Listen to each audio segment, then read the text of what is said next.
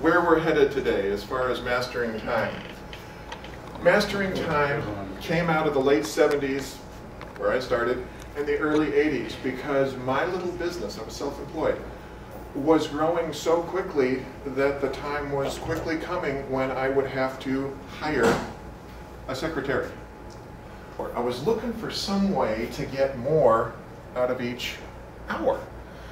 And what was interesting is I'd already begun helping my attorneys, my lawyers, my doctors, my chiropractors, my accountants to automate their businesses. And I kept, as I would talk to them, I'd find out, what do you really love? I'd ask them those questions. Well, some of them love fishing and some of them love golfing and whatever. And I used to make the boast, and I don't do it anymore because the number is actually better now. But I used to tell any accountant, what are you used to making per year? And they tell me. What hours a week do you have to work to get that on average? Okay. I personally guarantee you, me,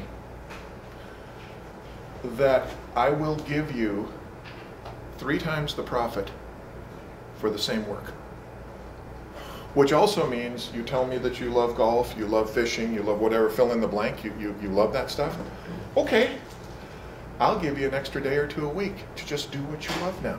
You don't have to make 3 times as much money. Now, why would I make such a boast as that long ago?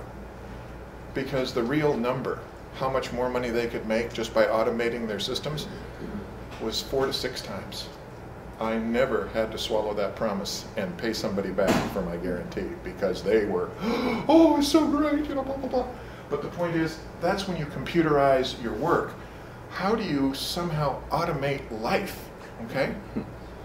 What I discovered is I started doing what everybody does. You read a bunch of books on time management and you go to a bunch of seminars. It's that I want to make sure that all the different seminars that you would pay $700 for get dealt with, and for the people who are brand new to this subject, I want them to be on the same par with the rest of us as we go through the challenges to implementing these things, okay?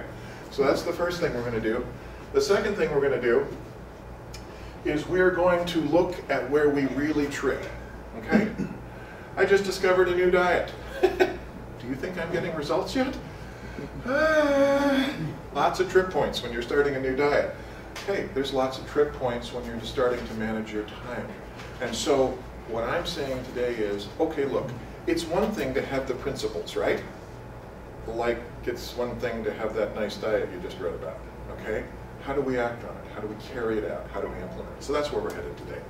Okay, basics for beginners.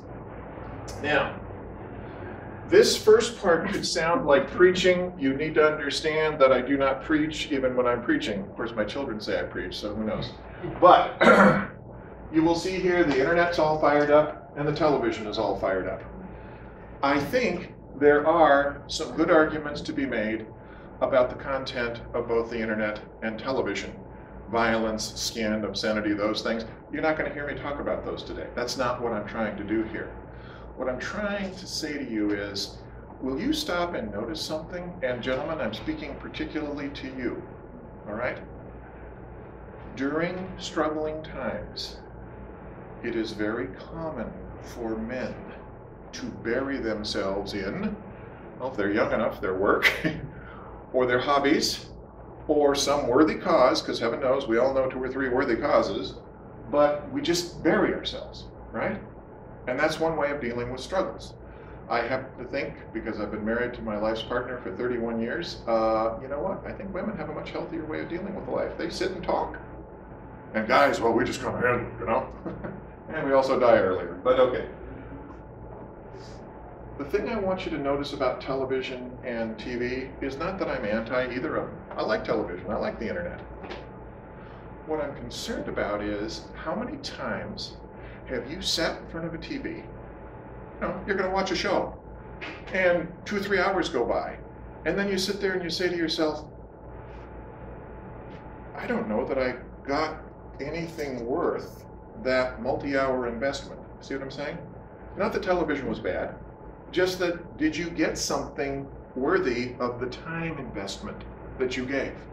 And that's a question you can only answer for yourself. Nobody can come along and say, well, this is how you should think about it, because it's different for all of us.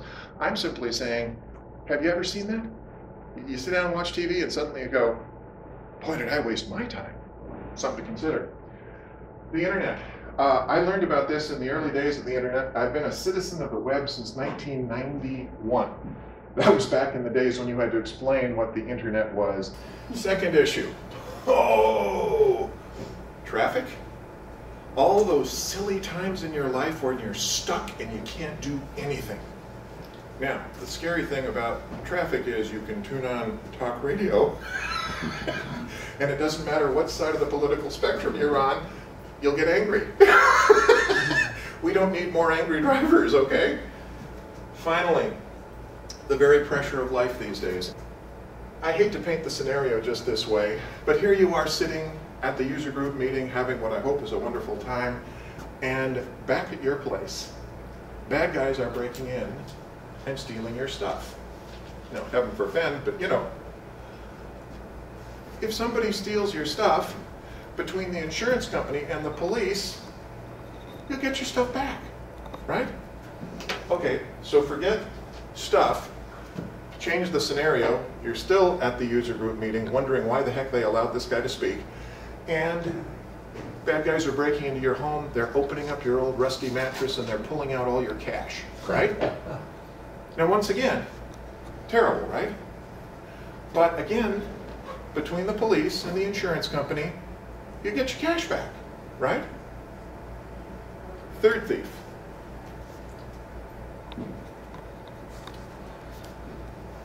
Whether it is the guy speaking at the user group meeting or the TV show that you're watching, by the way, do those 7 stranded castaways ever get off that island?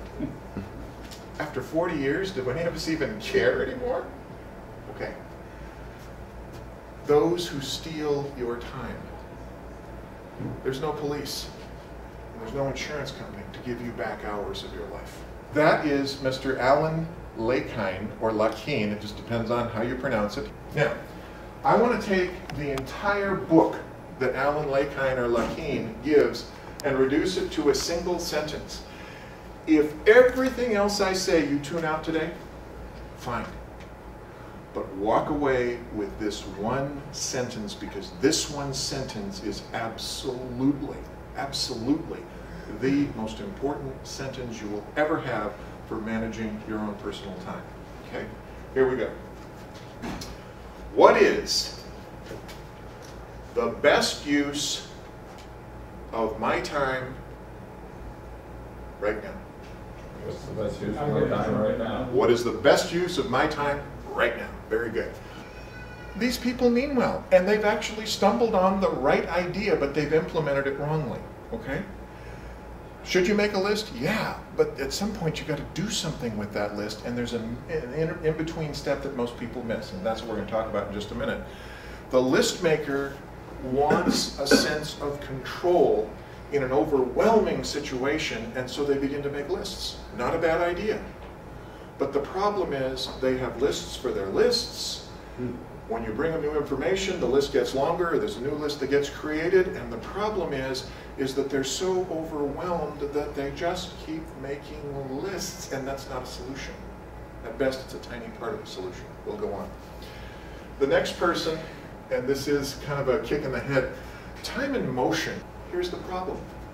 People who apply that to their lives spend all kinds of time doing what?